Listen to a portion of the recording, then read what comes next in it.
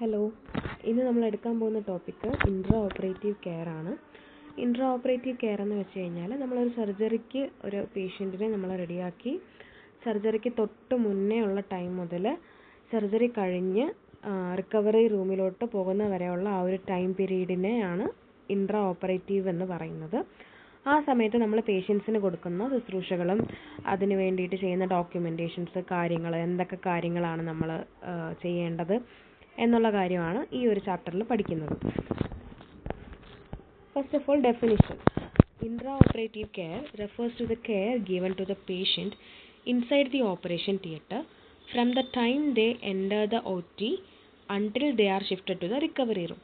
അതായത് ഒരു സർജറിക്ക് വേണ്ടി ഒരു പേഷ്യൻ്റ് ഓപ്പറേഷൻ തിയേറ്ററിലോട്ട് വരുന്നത് മുതൽ അവിടെ നിന്ന് റിക്കവറി റൂമിലോട്ട് ഷിഫ്റ്റ് ചെയ്യുന്നത് വരെയുള്ള ടൈം പീരീഡിനെയാണ് ഇൻട്രാ ഓപ്പറേറ്റീവ് പീരീഡ് എന്ന് പറയുന്നത്. അല്ലെങ്കിൽ ഇൻട്രാ ഓപ്പറേറ്റീവ് കെയർ മീൻസ് നമ്മൾ പേഷ്യൻറ്റിന് കൊടുക്കുന്ന ആ ഒരു പരിഗണന.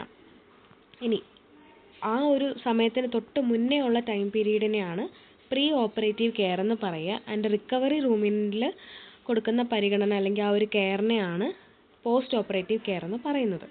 സോ ഇൻട്രാ ഓപ്പറേറ്റീവ് എന്ന് വെച്ച് കഴിഞ്ഞാൽ സർജറി ടൈമിൽ അല്ലെങ്കിൽ സർജറിക്ക് വേണ്ടിയിട്ട് ഓപ്പറേഷൻ തിയേറ്ററിനകത്തോട്ട് കയറുന്ന ടൈം മുതൽ സർജറി കഴിഞ്ഞ് റിക്കവറി റൂമിലോട്ട് ഷിഫ്റ്റ് ചെയ്യുന്നതിന് വരെയുള്ള ഒരു ടൈം പീരീഡിൽ പേഷ്യൻറ്റിനെ കൊടുക്കുന്ന കെയറാണ് ഇൻട്രാ ഓപ്പറേറ്റീവ് കെയർ എന്ന് പറയുന്നത്.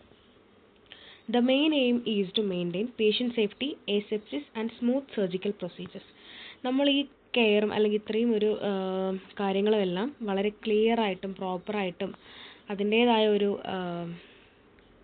രീതിയിൽ നമ്മൾ കൊടുക്കുന്ന എന്തിനെന്ന് വെച്ച് കഴിഞ്ഞാൽ സേഫ്റ്റി, പേഷ്യൻ്റ് സേഫ്റ്റിയാണ് മെയിൻ ഗോൾ എന്ന് പറയുന്നത്. ഇതിൻ്റെ പേഷ്യൻറ്റിൻ്റെ സുരക്ഷിതത്വം, അല്ലെങ്കിൽ ഇൻഫെക്ഷൻ വരാണ്ട് നോക്കുക, സർജിക്കൽ പ്രൊസീജിയേഴ്സ് നല്ല സ്മൂത്തായിട്ട് പോവുക, ഒരു കോംപ്ലിക്കേഷൻസ് വരാണ്ട് നോക്കുക, അങ്ങനെയുള്ള കാര്യങ്ങളാണ് നമ്മൾ ഇതിൽ നിന്നും എടുക്കുന്നത്. അതായത് ഇതിൻ്റെ ഒരു ബെനിഫിറ്റ് എന്ന് വെച്ച് കഴിഞ്ഞാൽ എല്ലാം നല്ല സിസ്റ്റമാറ്റിക്കലി നമുക്കത് നടത്താൻ പറ്റും. ഇതിൻ്റെ ഒബ്ജക്റ്റീവ്സ് ആണ് നെക്സ്റ്റ് പറയുന്നത്. Ensure patient safety during surgery. പേഷ്യൻറ്റിൻ്റെ സേഫ്റ്റിയാണ് ഏറ്റവും പ്രധാനമായിട്ട് നമ്മളിവിടെ കാണേണ്ട ഒരു കാര്യം. Then maintain sterile and infection free environment. ഒരു തരത്തിലുള്ള ഇൻഫെക്ഷനും വരാണ്ടിരിക്കാൻ വേണ്ടിയിട്ടായി. പിന്നെ സ്റ്റെറിലിറ്റി, അതായത് കംപ്ലീറ്റ് മൈക്രോ ഓർഗാനിസത്തിനെയും അവോയ്ഡ് ചെയ്ത് മാറ്റി നിർത്തുന്ന രീതിയായിരിക്കണം സർജിക്കൽ പ്രൊസീജിയറും. Then assist the surgical and anaesthesia team. Surgical സൈഡും അതേപോലെ അനസ്തീഷ്യ സൈഡും ഉണ്ട്. നമ്മളൊരു സർജറി ചെയ്യുന്ന ടൈമിൽ surgeon, scrub nurse, circulating nurse, assistance എല്ലാം സർജറിക്ക് വേണ്ടി, അതായത് സർജറി ചെയ്യാൻ വേണ്ടിയിട്ട് നിൽക്കുന്ന ഒരു സൈഡാണ്. അതേസമയം പെയിൻ റിലീഫിന് വേണ്ടിയിട്ടും ഇവർക്ക് വേദന അറിയാതിരിക്കാൻ വേണ്ടിയിട്ടും അതുപോലെ ബോധം മൊത്തത്തിൽ ഇവരെ മയക്കി കിടത്താൻ വേണ്ടിയിട്ടും ഉള്ള ഒരു ടീമാണ് അനസ്തീഷ്യ ടീം എന്ന് പറയുന്നത്. സോ ഈ രണ്ട് ടീമിനെയും അസിസ്റ്റ് ചെയ്യുക എന്നുള്ളതും ആസ് എ GDS സ്റ്റുഡൻറ്റ്, ഒരു GDS സ്റ്റുഡൻറ്റ് എന്നുള്ള നിലയ്ക്ക് നിങ്ങളുടെ റെസ്പോൺസിബിലിറ്റീസ് ആയിരിക്കും. Provide comfort and emotional support.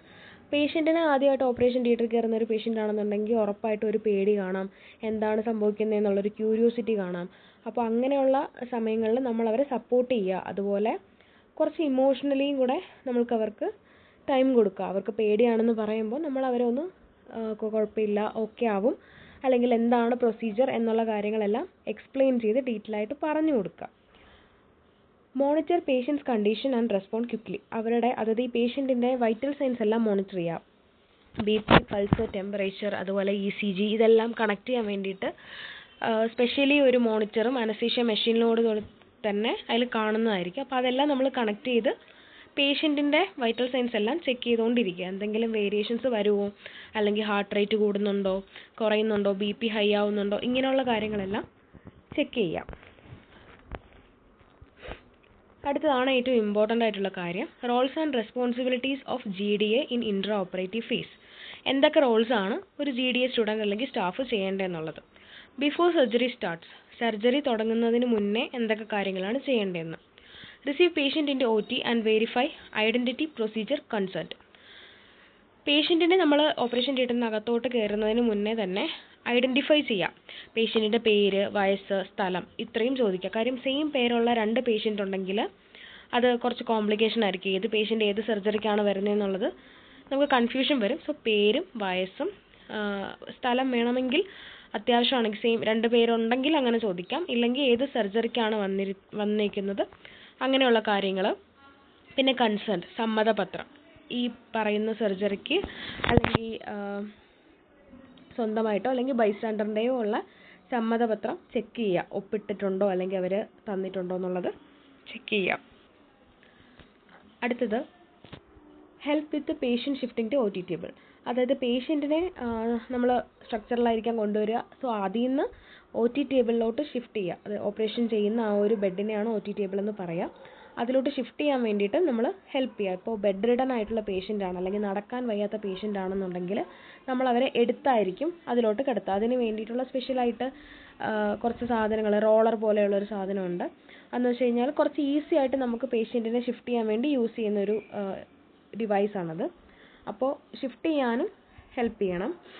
Maintain privacy using drapes. അതായത് സർജറിക്ക് വേണ്ടിയിട്ട് പേഷ്യൻറ്റിൻ്റെ ഡ്രസ്സെല്ലാം മാറ്റി നമ്മൾ ഒരു ഗൗണ് മാത്രമായിരിക്കും കൊടുക്കുക. സോ ആ ടൈമിൽ പേഷ്യൻറ്റിൻ്റെ പ്രൈവസി കീപ്പ് ചെയ്തുകൊണ്ട് വേണം അത് നമ്മൾ എല്ലാ ഡ്രേപ്സും, അതായത് സർജറിക്ക് വേണ്ട കാര്യങ്ങളെല്ലാം സെറ്റ് ചെയ്യുന്നതാണെങ്കിലും പേഷ്യൻറ്റിൻ്റെ ഇപ്പോൾ BP കഫ് കെട്ടുന്നതാണെങ്കിലും ECG ലീഡ്സ് വെക്കുന്നതാണെങ്കിലും അപ്പോൾ ചെസ്റ്റിലൊക്കെ ആണെന്നുണ്ടെങ്കിൽ അത്രയും പ്രൈവസി കൊടുത്തിട്ട് വേണം കാര്യങ്ങൾ ചെയ്യാൻ വേണ്ടിയിട്ട്. Ensure proper positioning as guided by nurse, anaesthetist. അതായത് നമ്മൾ ഓരോ സർജറിക്കും പേഷ്യൻറ്റിനെ ഓരോ പൊസിഷനിലായിരിക്കും കിടത്തുക. ഫോർ എക്സാമ്പിൾ പറഞ്ഞു കഴിഞ്ഞാൽ ഇപ്പോൾ ഒരു അബ്ഡോമൻ അല്ലെങ്കിൽ ഒരു വയറിൻ്റെ അകത്തുള്ള എന്തെങ്കിലും ഒരു സർജറി ആണെന്നുണ്ടെങ്കിൽ, ഒരു ഇൻഡസ്റ്റൈൻ്റെ സർജറിയോ അല്ലെങ്കിൽ ഒരു ലിവറൊക്കെ ആണെന്നുണ്ടെങ്കിൽ നമ്മൾ നേരെ സ്ട്രെയിറ്റ് ആയിട്ടായിരിക്കും പേഷ്യൻറ്റിനെ കിടത്തുക.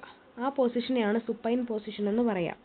ഇനി പ്രോൺ പൊസിഷൻ എന്ന് വെച്ച് കഴിഞ്ഞാൽ ഇപ്പോൾ നമുക്ക് നട്ടെല്ലിൻ്റെ അല്ലെങ്കിൽ സ്പൈനൽ കോഡ് അങ്ങനെയുള്ള സർജറീസൊക്കെയാണ്, ബാക്ക് സൈഡിലുള്ള സർജറി ആണെന്നുണ്ടെങ്കിൽ ഒരിക്കലും നമുക്ക് നേരെ കിടന്നു കഴിഞ്ഞാൽ സർജറി ചെയ്യാൻ പറ്റില്ല. സോ നമ്മൾ കമന്നായിരിക്കും കിടക്കുക. സോ അതിനെയാണ് പ്രോൺ പൊസിഷൻ എന്ന് പറയാം. നേരെ കമിഴ്ന്ന് കിടക്കും. ദെൻ ലിത്തോട്ടമി പൊസിഷൻ എന്ന് വെച്ച് കഴിഞ്ഞാൽ ഡെലിവറി പൊസിഷൻ. സോ നമ്മൾ 2 ലെഗ്സും, ഫീമെയിൽസിൻ്റെ 2 ലെഗ്സും അപ്പ് സൈഡിലോട്ട് നമ്മൾ ഒരു സ്റ്റാൻഡ് വെച്ച് അല്ലെങ്കിൽ അതിനൊരു എക്യുപ്മെൻ്റ് ഉണ്ട്, ആ ഒരു ഡിവൈസ് വെച്ചിട്ട് നമ്മളതിനെ സെക്യൂർ ചെയ്ത് വെക്കും. അതൊരു എന്താണ് ലിത്തോട്ടമി പൊസിഷൻ എന്ന് പറയുന്നത് അതാണ്. ഡെലിവറി പൊസിഷൻ എന്ന് പറയും അതിനെ. ഡെലിവറി പൊസിഷന് ലിത്തോട്ടമി ഡെലിവറിക്ക് മാത്രമല്ല, ഹെമറോയിഡ് അതായത് ഈ പൈൽസിൻ്റെയൊക്കെ സർജറിക്കും ആ പൊസിഷൻസ് വെക്കാറുണ്ട്. പിന്നെ എന്തെങ്കിലും ഗൈനക്കോളജിക്കലി ആയിട്ടുള്ള ഗൈനക് പ്രൊസീജിയേഴ്സ് ഉണ്ട്. ഇപ്പോൾ ഹിസ്റ്ററക്ടമി, യൂട്രസ് റിമൂവ് ചെയ്യുന്നത്, അങ്ങനെയുള്ള പ്രൊസീജിയേഴ്സിനും ആ ഒരു പൊസിഷൻ നമ്മൾ ചൂസ് ചെയ്യാറുണ്ട്. സോ ഏത് സർജറി ആണോ അതിനനുസരിച്ചിട്ടുള്ള പൊസിഷൻസ് എന്താണെന്ന് സർജനോ അല്ലെങ്കിൽ അനസ്തറ്റിസ്റ്റോ പറയുമ്പോൾ ആ പൊസിഷൻ അനുസരിച്ച് പേഷ്യൻറ്റിനെ പൊസിഷനിങ് ചെയ്യേണ്ടത് നമ്മുടെ ഉത്തരവാദിത്തമാണ്.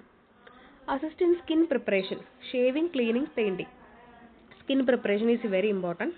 ഷേവിങ് ഓൾറെഡി ചിലപ്പോൾ നമ്മൾ പ്രയോർലി തന്നെ ഓപ്പറേഷൻ തിയേറ്ററിലോട്ട് വരുന്നതിന് മുന്നേ തന്നെ ഷേവിങ് ചെയ്തിട്ടുണ്ടായിരിക്കാം.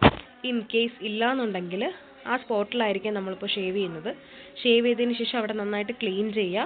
അതിനുശേഷം പെയിൻറ്റിങ് എന്ന് ഉദ്ദേശിക്കുന്നത് ബിറ്റാഡിൻ സൊല്യൂഷൻ വെച്ചിട്ട് നന്നായിട്ട് അവിടെ ക്ലീൻ ചെയ്യും. അതിനെയാണ് പെയിൻറ്റിങ് എന്ന് ഉദ്ദേശിക്കുന്നത്. Check equipment, OT light, suction, oxygen, cautery, etcetera. എല്ലാ സർജറിക്ക് വേണ്ട എല്ലാ എക്യുപ്മെൻറ്റ്സും നമ്മൾ ചെക്ക് ചെയ്യുക. ഇതെല്ലാം സർജറിക്ക് മുന്നെയാണ്, ആ ഒരു ഇൻസിഷൻ അതായത് കത്തി കൊണ്ട് ഇങ്ങനെ മുറിക്കുന്നതിന് തൊട്ട് മുന്നേ ചെയ്യേണ്ട കാര്യങ്ങളാണ് ഇതെല്ലാം. അപ്പോൾ എല്ലാ എക്യുപ്മെൻറ്റ്സും ചെക്ക് ചെയ്യുക.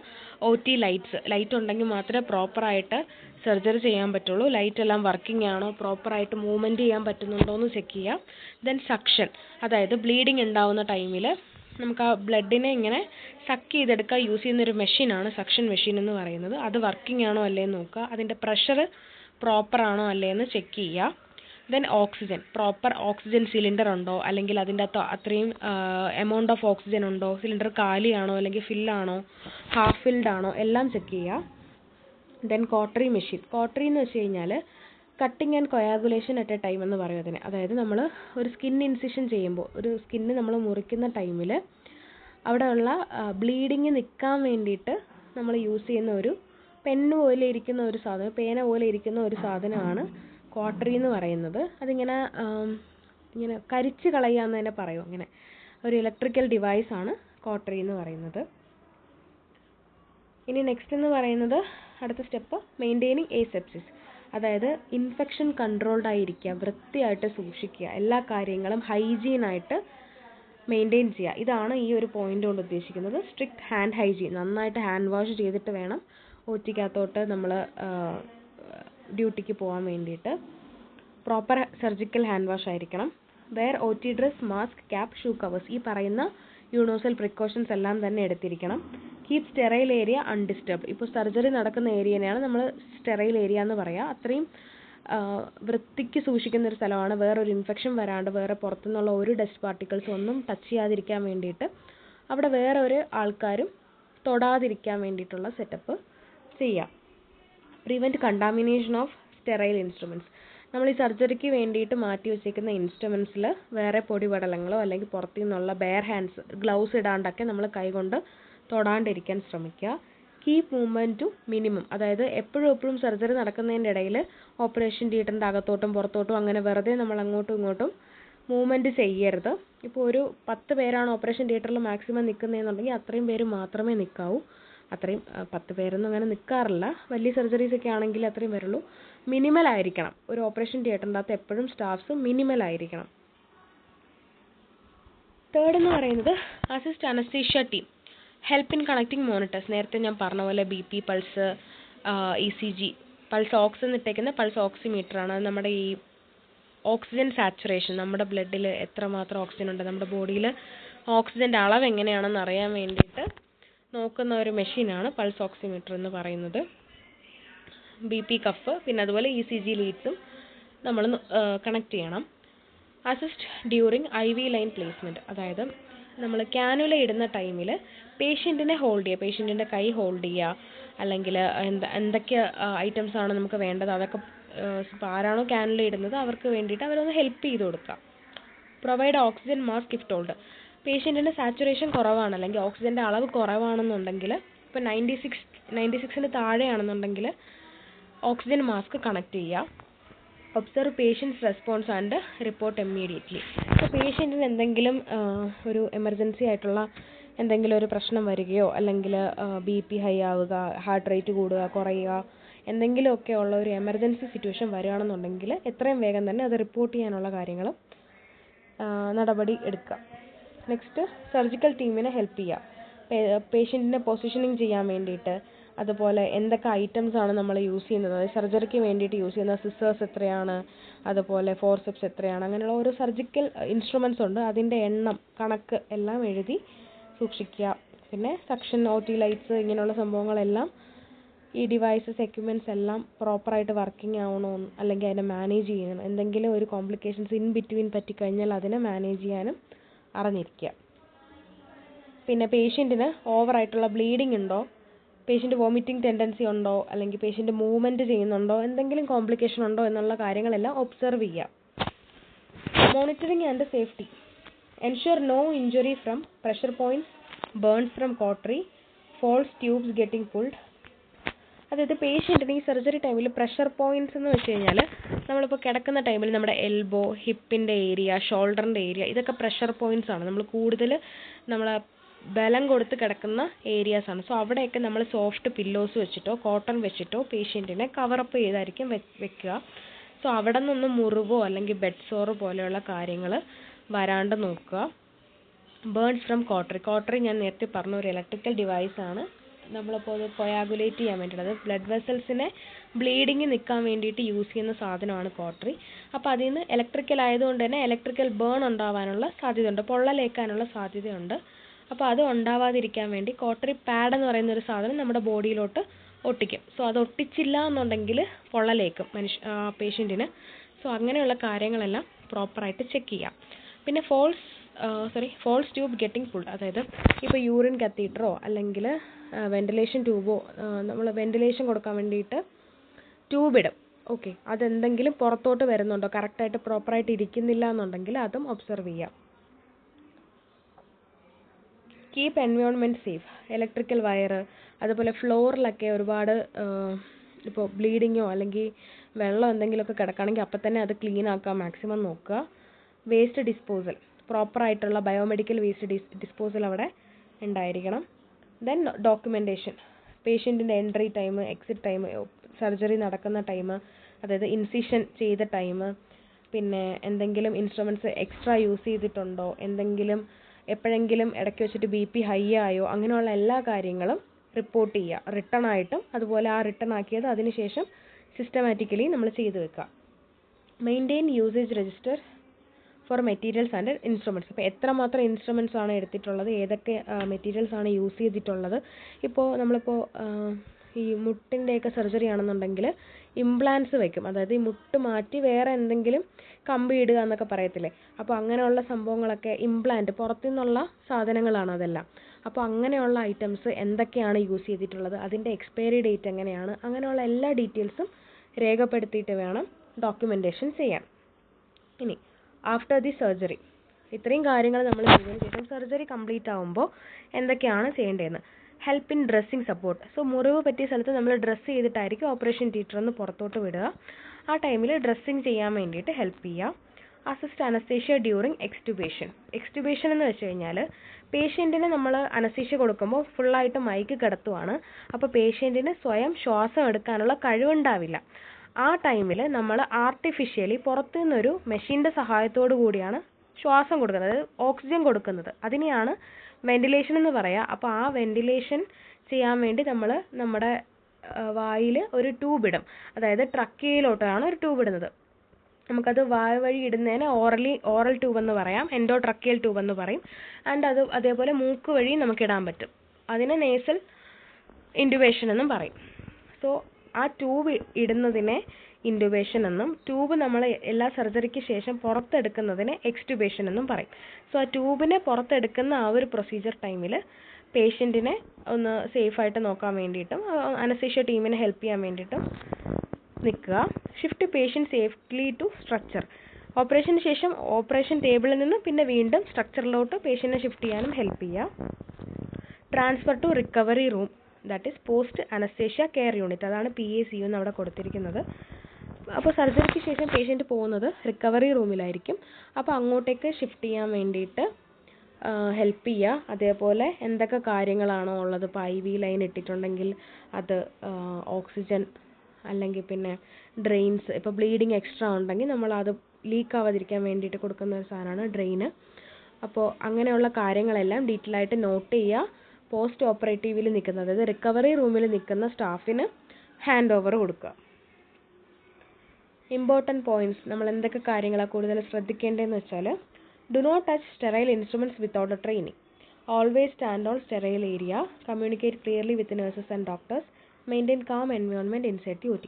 സോ നമ്മൾ ഇപ്പോൾ സർജറി ചെയ്യുന്ന ടൈമിൽ ആ ഒരു ടീം മാത്രമായിരിക്കും ഗൗണും അല്ലെങ്കിൽ പ്രോപ്പറായിട്ടുള്ള സർജിക്കൽ ഗ്ലൗസും ഒക്കെ ഇട്ട് നിൽക്കുക. ബാക്കിയുള്ളവർ ആ ഒരു ഏരിയയിലോട്ട് നമ്മൾ പോവില്ല, കുറച്ച് ഡിസ്റ്റൻസ് പാലിച്ചായിരിക്കും നിൽക്കുക. സോ മെയിൻറ്റെയിൻ ചെയ്യുക, അങ്ങനെ നമ്മൾ അങ്ങോട്ട് പോവാണ്ട് സർജിക്കൽ ഏരിയയിലോട്ട് പോവാണ്ടിരിക്കുക. പിന്നെ ക്ലിയർ ആയിട്ടുള്ള കമ്മ്യൂണിക്കേഷൻ, ഇപ്പോൾ ഡോക്ടേഴ്സോ നഴ്സസോ എന്തെങ്കിലും കാര്യം പറയുകയാണെങ്കിൽ അതെന്താണെന്ന് ക്ലിയർ ആയിട്ട് മനസ്സിലാക്കി അതിനനുസരിച്ച് പ്രവർത്തിക്കുക. Maintain calm environment inside OT. So operation തിയേറ്ററിൽ ഒരുപാട് ബഹളം വയ്ക്കാനോ അല്ലെങ്കിൽ വെറുതെ വഴക്കുണ്ടാക്കുക, വയലൻസ് ഉണ്ടാക്കുക, അതൊന്നും പറ്റില്ല. നല്ലൊരു സൈലൻസ് മെയിൻറ്റെയിൻ ചെയ്യുക. ഇത്രയാണ് ഇൻട്രാ ഓപ്പറേറ്റീവ് കെയറിൽ വരിക. Thank you.